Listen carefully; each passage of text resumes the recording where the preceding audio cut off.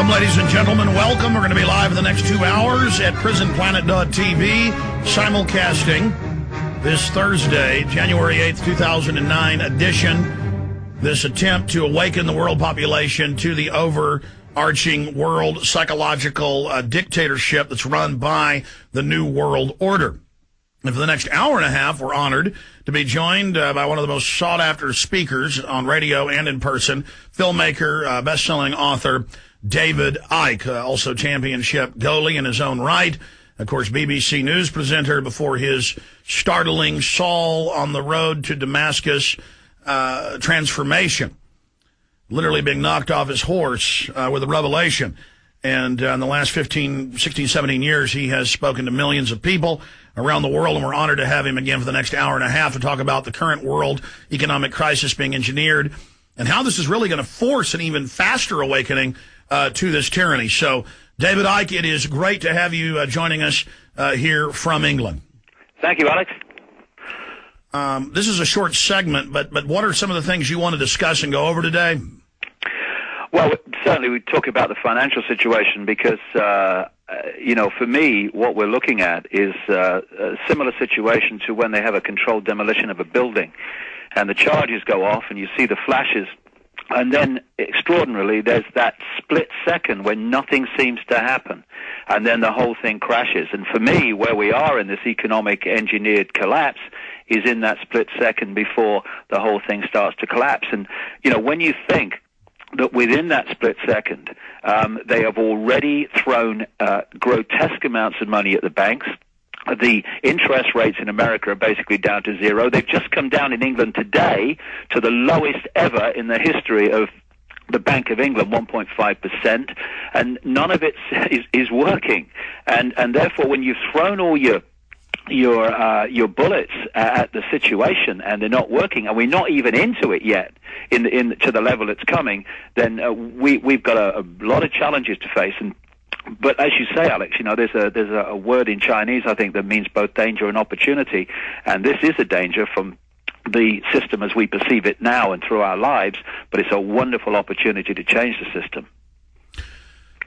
In the time we have left in this first segment, I want to get your response, since the last time we had you on, to, it's got to be more than 400 articles I've seen. If you Google the term New World Order and put it into the news section, not web, but news, the last time I checked, it was 4,600 news articles, but I only, over the last few months, have read, I know it's more than 300. It's 10 or 15 a day I see without looking. Financial Times of London, Wall Street Journal, Der Spiegel, all the major publications of record of the establishment, the Bilderberg, run of their editor-in-chief, of course, is Bilderberg, Mr. Wolf.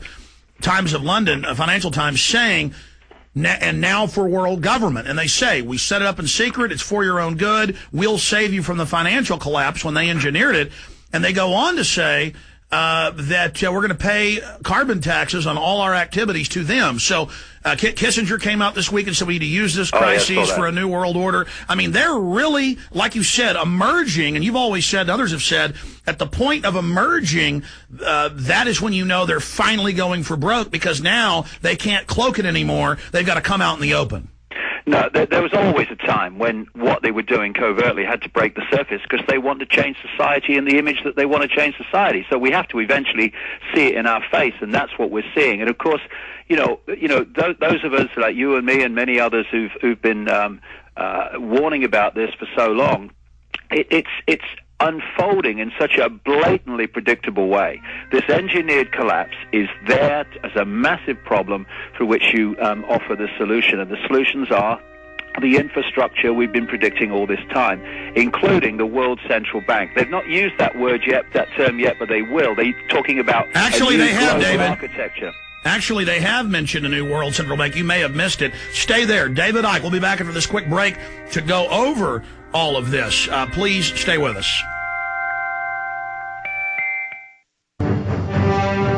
We are live, blasting out on the AM and FM dial, simulcasting on global shortwave, the internet at Infowars.com and PrisonPlanet.com, and streaming live at PrisonPlanet.tv. Don't forget the free podcast you can go sign up for free at Infowars.com on the listen page.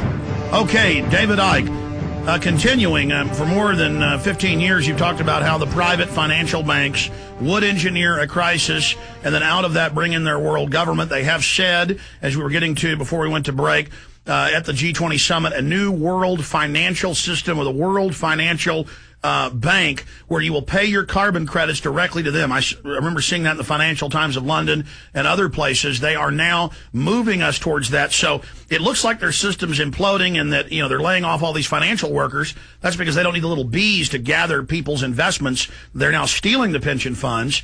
We're now, the West is in negative savings, so they need to destroy the old system to build their new system. Problem, reaction, solution. Break that down for us, David Icke.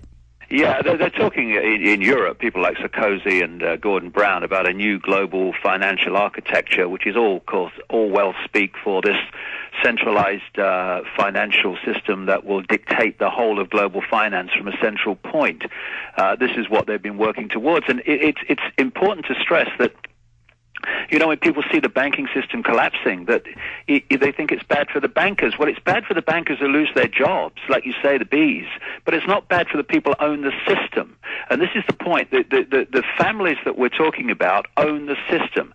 So if they owned the National Football League, they couldn't care less if one team beats this team or that team beats another team, because they own the game. They can't lose. So when this bank goes down or that bank goes down or this bank's absorbed by this bank, it doesn't matter to them. What it means is there's fewer names on the doors to deal with. That they own the game, and they're changing the game now to increase the amount of centralized global control that will, by definition, increase dramatically the amount of control over the global population, which is what money's about. Money's a vehicle for control, for suppressing potential, for suppressing choice, for forcing people into doing things they don't really want to do because they have to raise the money to pay the essential bills to the corporations that are owned by the same people that are screwing them financially. So we're reaching a point now where we've gone so far along this road, while people have been watching game shows and watching the soaps and the football, and now it's peeked its head into the public arena where it's in our face, and people are going, where did this come from? Well, it's come from decades and decades, indeed hundreds of years of manipulation to get us to this point. And it's a point of great challenge and great danger in terms of freedom, but it's also a point of great opportunity, because you can ignore something when crazy people like me are going, it's coming. And no, he's just mad, he believes in reptiles, he's mad and all this stuff. But when it's in your face and it's in your daily life, you can't look away anymore. And I'm sure you're finding the same, Alex, that more and more people who were ignoring it before are now going, hold on a second, what can we do about this? So we're moving into a stage where we can actually, those that are challenging this tyranny, this global fascism, where we can actually go to a stage of starting to do something about it rather than just talk about it. Okay, David, while you were talking, I went into Google and Googled World Central Bank and found hundreds of articles. Here is Newsweek, why we need a Bank of the World. The financial crisis is global and only International Central Bank can deal with it. Now, already under the IMF, World Bank, Exim Bank, in their own documents, they admit they already are the World Central Bank, but under this, they will set interest rates globally. They will selectively control nations. They will decide how much currency can be issued. You'll still all have your currencies of the world, in their own words. It will just all be regulated and controlled by them, kind of like the national ID card in the U.S. It's the states administering it, but the feds set it up and control the computer systems. So it's really a national ID card tied into a world ID database, but the public thinks it's a driver's license when it's really the real ID. But there is Newsweek for anyone that doubts this, and I could sit here showing people hundreds of these where they are saying not just that they're setting up a world central bank, but that you will pay your taxes on every activity you are involved in on your carbon footprint to them. Yeah, and the idea is to eventually get rid of all currencies for a simple reason that at the moment, if you go into a store or you want to buy something anywhere and you give them electronic money and the computer says no to your credit card, then at least still just you have the opportunity to say, well, I'll pay cash then. But what they want to do eventually is take all cash out of circulation. So that computer, whoever programs it, decides if and what you purchase. That's the idea of the cashless society which we're hurtling towards, and that's the next phase. And that's they're already looking at beyond where we are now. And that's already happening. You know, we never shop at Walmart here at this office, but I said, hurry up and get me a TiVo so I can record things off TV here at the new office. And the guys went to Walmart without asking me. I don't micromanage them.